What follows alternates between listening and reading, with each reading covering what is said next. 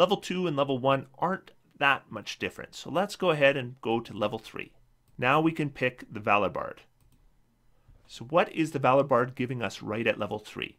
Well, it's giving us proficiency with medium armor, shields, and martial weapons. It also gives us combat inspiration, so now our inspiration does more. In addition to adding to all those things that we could have added it to before, our allies can also use it to attack with it and do extra damage, or use it as a reaction to increase their own armor class. So they can use it defensively, they can use it offensively. So now the inspiration you give to allies is superior to the inspiration any other bard gives to allies.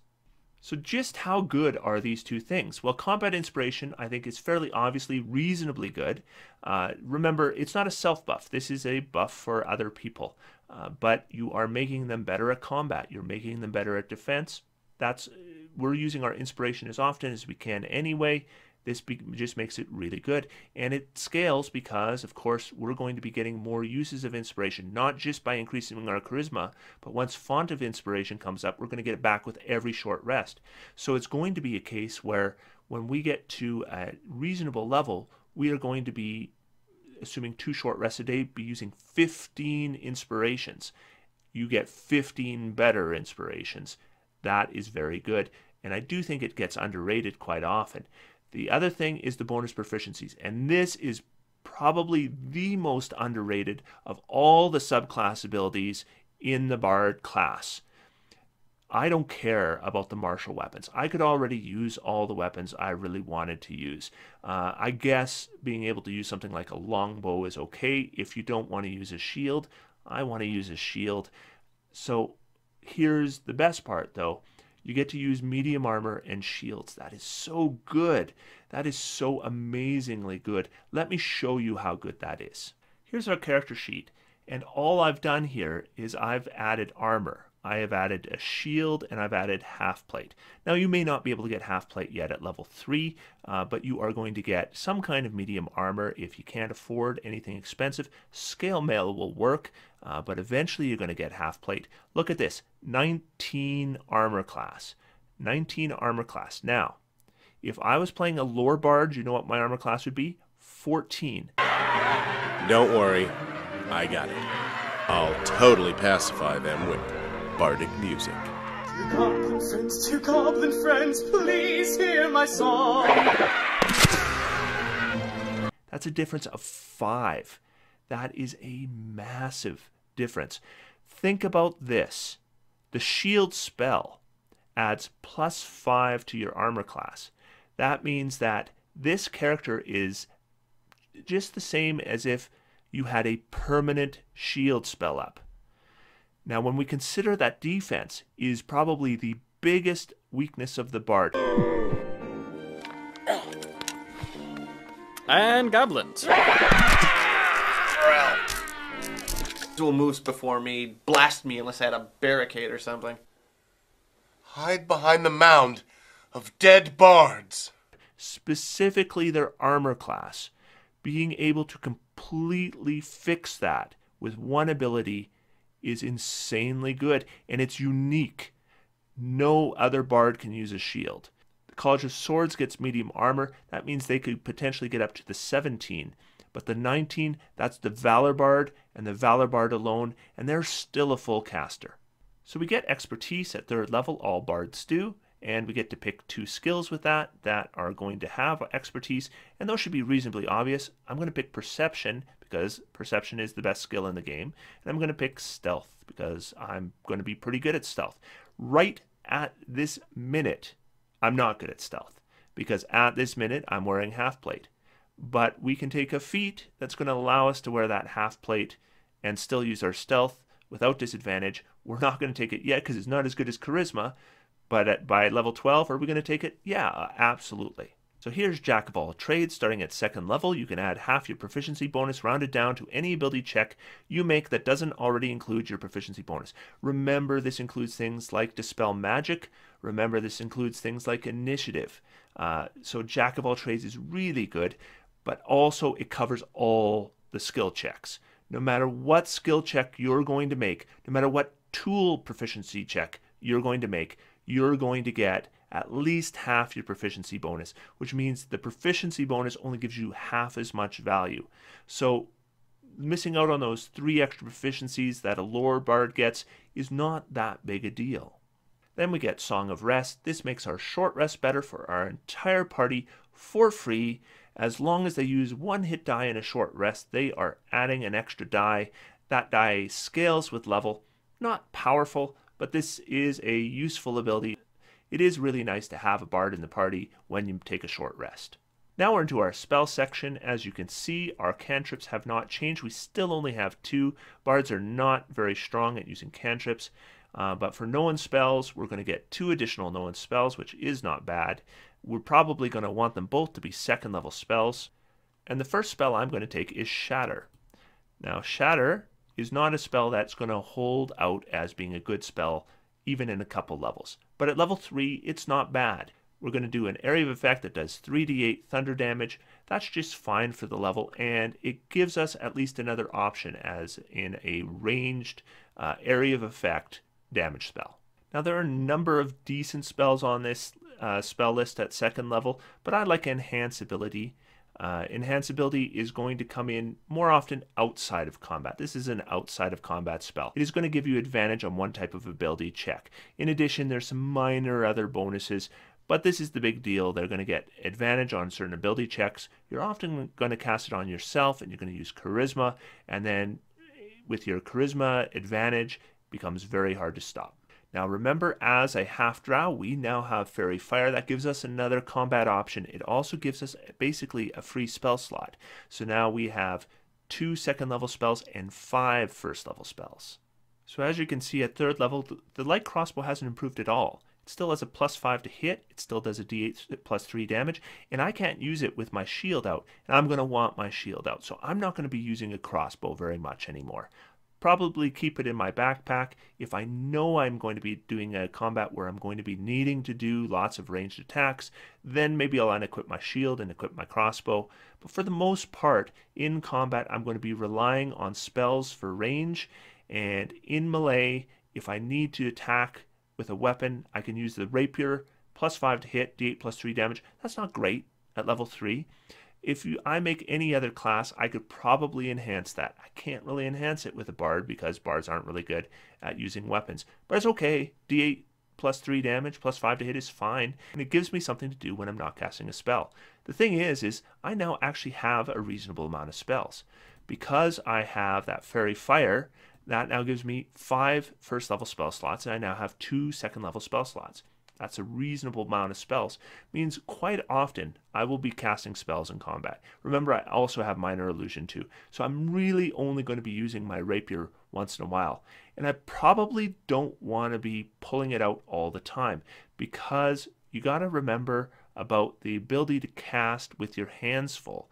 So if a spell has a verbal, a somatic, and a material component, I probably don't want to have to worry about having a weapon out all the time. Most of the time, what I want to be doing is casting spells. Get caught in melee, pull your rapier, and stab. That's it. So let's take this character to 5th level. I get an ability score improvement. This should be pretty obvious. I'm going to improve Charisma. Now, I could at this point take something like the Warcaster feat. I do have to worry about concentration with this character. Although I can technically attack with a weapon, I do have a number of spells that are going to rely on concentration. And as we move up in levels, more and more of my spells are going to rely on concentration. But a lot of them are also going to rely on a saving throw. So it's a bit of this, bit of that. Do we want the better DC or do we want the better concentration save? I tend to be of the mind that let's get the DC up as fast as we can. So let's get that Charisma up to 20. Then we're going to start to worry about that other stuff. Thing to remember too is we now have a 19 armor class. That means we're going to take a lot less damage than other bards would take. Now a Valor Bard could use his magical secrets to take something like the shield spell, but remember, even if they use the shield spell, that's only bringing them up to even with us. That's for 1 round, and it uses a spell slot. I get to keep more spells with the Valor Bard because I'm wearing armor. So now at 5th level, we're going to get that 3rd cantrip. I'm going to take Friends. Friends gives us a 1-minute bonus to Charisma. We get advantage on Charisma checks against 1 creature. That creature does not get a saving throw against this effect, but when the spell ends, that creature becomes hostile to you. So this isn't useful for making friends particularly, but it is useful for doing things like maybe getting past a guard for a little bit, or if we want to pick a fight, or if we want to intimidate someone. All these kinds of things you can do with a friend spell fairly reasonably, and because we are a charisma-based character, Friends has a little bit of synergy. Now that we are 5th level, we no longer want the sleep spell. The sleep spell can occasionally still be useful if there's an enemy that you know is close to down and you just want to take him past there without the saving throw. A sleep spell can still be useful, but generally speaking, I'm not a big fan of the sleep spell really past level 3. Now the spell I'm probably going to take instead is Dissonant Whispers. Dissonant Whispers is the kind of spell I normally avoid. It's a single target spell where if they make a saving throw, nothing happens. And I already have Fairy Fire, which is a similar kind of spell. But Dissonant Whispers is really good.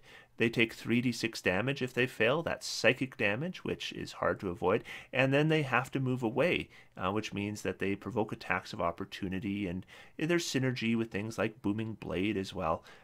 It can also be used as a way to control the tactics of a battlefield by moving things into positions they don't necessarily want to be in, or moving them from guarding things that you might not want them to guard. All kinds of little uses for this. So as a 1st level spell, I'm all for it. Now that brings us to our 3rd level spells, and we get 2 slots. And this is so easy. There are a number of good 3rd level spells for bards, but there's 2 that are so good. Hypnotic Pattern, maybe the best 3rd level spell in the game, and Leomund's Tiny Hut, maybe the best 3rd level spell in the game. I don't know which one is better, but I know that regardless of what class I'm playing, I'm perfectly happy picking those 2. And this is an important thing. Font of Inspiration. At 5th level, beginning when we reach 5th level, we regain all our uses of expended bardic inspiration when we finish a short or long rest. That means if you're taking, say, 2 short rests a day, then at this level, with the 18 charisma that we have now, that's 12 uses of combat inspiration every day. So we are going to be using that a lot. We should use it every chance we get. It is a good buff, and it's better than inspiration from any other bard, and now we can do it a lot. And that's another good reason why it's good to raise your charisma at level 4 than maybe taking a feat.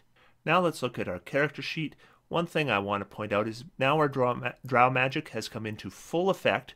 We still have the Dancing Lights cantrip. This is a way we can create light in different areas. It uses concentration. I generally don't like it as much as the light spell, but it performs a similar function. There are some uses for this that light can't do, like putting light that is movable by thought in places where you might need it. Fairy Fire is there for a 1st level just save or do nothing spell, but it's a good buff when it sticks. And then Darkness is a great battlefield control spell. We can use it to protect archers or spellcasters. We can use it to separate battlefields. I like Darkness just like I like Fogs. Remember that those spells are in addition to our regular spell slots, which include 4 first and 3 second and 2 third. So now we have a lot of slots. Remember, we can also do Leomund's Tiny Hut as a ritual, and we should do it as a ritual whenever we can. This is now the main method we're going to be using to take long rests when we need them with protection. Hypnotic Pattern, one of the best 3rd level spells in the game. In my opinion, maybe the best 3rd level spell in the game. Totally takes out groups of enemies. They get 1 saving throw. They fail that saving throw, they are out. We're going to keep Shatter for now. It is at the point where we're probably going to want to trade it out reasonably soon, but we really don't have a lot of options for doing damage to numbers of creatures in an area of effect, so Shatter still gives us that option. It's not something that's going to be very powerful at this level, but it gives us an area of spellcasting that we really didn't have otherwise. Enhanced ability, mainly an outside of combat ability. We can still comprehend languages, detect magic. Against single enemies, Dissonant Whispers and Fairy Fire are both good spells, and we still have that healing word to bring up somebody when they go down. Our skills, of course, all gone up, as you can see.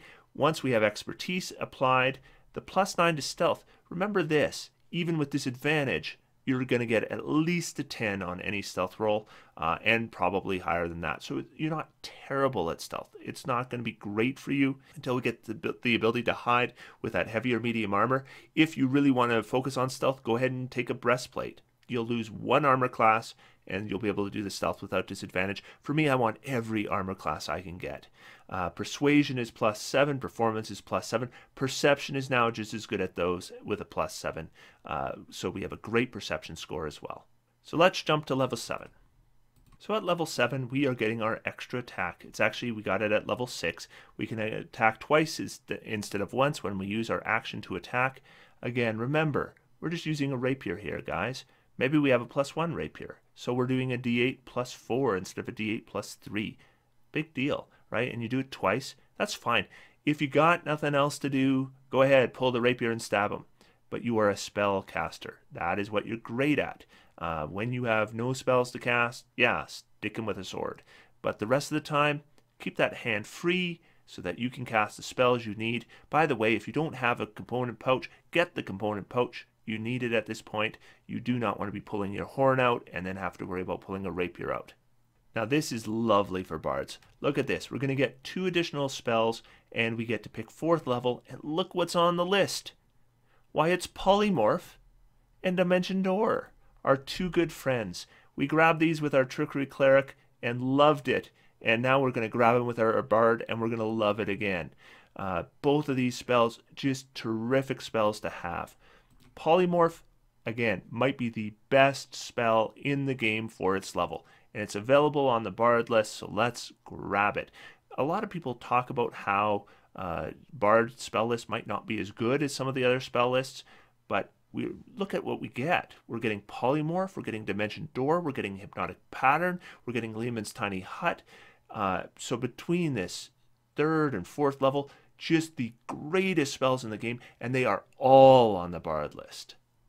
Now, there is some reason why you might want to consider Greater Invisibility. Good spell, but I'm going to go ahead and take Dimension Door. I've already talked about Dimension Door. Really useful spell. You can move yourself to places you can see, places you can't see, and you can bring somebody with you. So somebody needs to get out, you get them out. It can also be used to bring somebody in. You want to get your barbarian past the guard line so he can get to the mage, you Dimension Door him in and let him loose.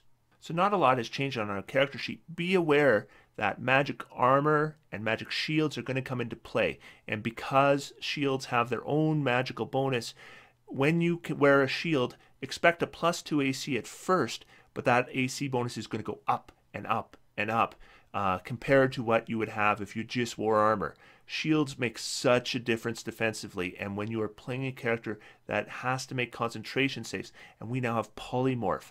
This is one of the most important concentration spells in the game. Having a great armor class is important. Furthermore, this is another reason why we might not want to jump in with our rapier. We might just want to stay back. We might want to stay way back. And we're not like a cleric where we have to get kind of close to use our spirit guardians. We're using other spells that have a greater range so we can stay further back. Let's do that. Let's not pull that rapier. Let's cast these fantastic spells at range and keep our fantastic armor in case they are attacking us at range so that they will likely miss and we likely won't have to make very many concentration saves. So let's level up. Let's go to level 9. I should mention that our Bardic Inspiration actually went up at level 5 to a D8, and now our Song of Rest has also gone up to a D8. But the important thing is we're going to get an ability score improvement. This means we can get our charisma up to 20. We're going to do that. We are a spellcaster first, guys. Let's take care of that. Yes, concentration saves are important, but when we are playing a caster that can successfully stay behind the scenes, like a bard, then we don't necessarily need to worry as much, especially when we have a strong base armor class. This can prevent us needing to have things like Warcaster feat or Resilient Constitution. So look at the 2 options here.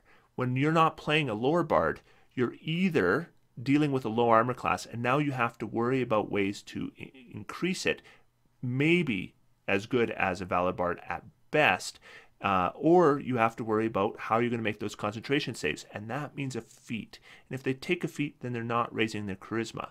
So one way or the other, they're either using spell slots to boost their armor class, or they're using feats which prevent them from increasing their spellcasting stat, which keeps them from being the best spellcasters they could be. So they're either less spells or their spells aren't as good as the Valor Bard. So ironically, the Valor Bard has become the best bard spellcaster. Not necessarily the best martial character. A College of Swords bard is going to be a much better martial character, but the best spellcaster of any bard. And that's why they're underrated, guys.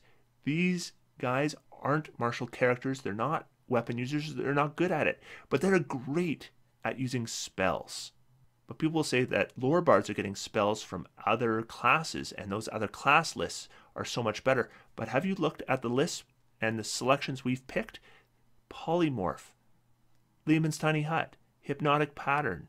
We're doing great with spells, guys. We don't need those other spells to be great spellcasters. We're going to have lots of choices to use up all those spell slots. Because remember, they're not getting any additional spell slots. And if they're using spells for protection, they're actually getting less. So at this point, I'm never going to be casting a Shatter spell. At level 7, Shatter just does not cut it. It doesn't scale well enough, and the creatures have way too many hit points now for Shatter to be of much use to us. So I'm just going to take it right off my list. So what spells am I going to take? Well, Suggestion is a good second level spell. Suggestion is another spell that, again, they make a save and nothing happens, but if they don't make their save, it's really good. Suggestion is also a spell that can be used inside of combat and outside of combat. Now, Suggestion is DM dependent. What can be considered a reasonable suggestion will vary from table to table, but in general, I consider this to be a good spell at any table. At some tables, it's darn right broken, but even at the tables where the DM is pretty conservative, you're still going to find some good use for a Suggestion spell. So we are going to get 2 additional slots. Let's jump up to our 5th level spells, and guess what's available right at the top? Animate Objects. I don't need to look much further. Animate Objects is fantastic. I can choose up to 10 objects. Lots of people have pointed out to me that these objects can be silver, although they can't be magical, and that will get you past some resistances. Most resistances you're still going to have problems with, but though some non-silvered weapons, you can get around that. But you can choose 10 tiny objects. 10 sling bullets is a good option. They are each going to get +8 to hit, 1d4 plus 4 damage each. That is 10d4 plus 40 damage. That's 65 points of damage average. 1 round. Uses your bonus action on your round. Now, coming up here, we're going to get an ability where we can attack with a weapon as a bonus action. But if we attack with a weapon as a bonus action, you know how much damage we're going to do?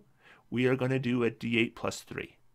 Maybe plus 2 more if we have a plus 2 weapon. So maybe a d8 plus 5. So that is 10 points of damage. 65 points of damage with your bonus action, guys.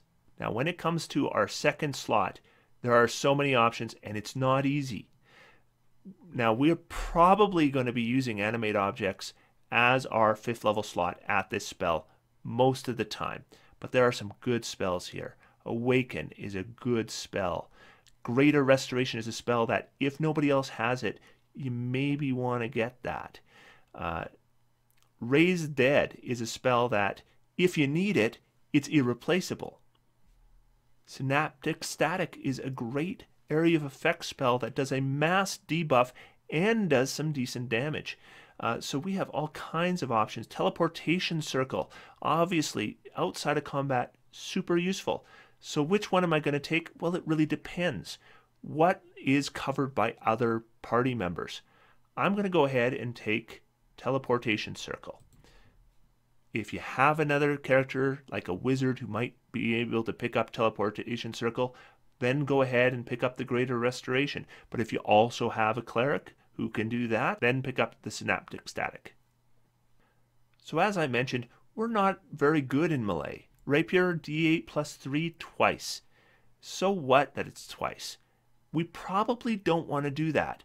I probably don't want to do that unless there's really nothing else I can do. Fortunately, there's always going to be other things you can do. In addition to your drow magic, look how many spell slots you have now. 4 first, 3 second, 3 third, 3 fourth, and a 5th level spell. Animate Objects is going to do way more damage than you could ever hope to do with a weapon, and it's only using a bonus action, so you still have an action to cast another spell. Polymorph, fantastic spell. Dimension Door, amazing. Hypnotic Pattern, ends fights. Now, the one thing to remember is a lot of these spells are using concentration, and you can only concentrate on one spell at a time. So now we need to be thinking about things like Dimension Door and other spells that maybe aren't going to be using our concentration, so we can do them at the same time. And start thinking about bonus action now, guys, because we can now probably do combat inspiration 15 times a day if we take a couple short rests. Those are all bonus actions. Now if we're casting Animate Objects, that's using our bonus action every round. Healing Word, bonus action. So bonus action economy is pretty important. Remember that. These bonus actions are not free.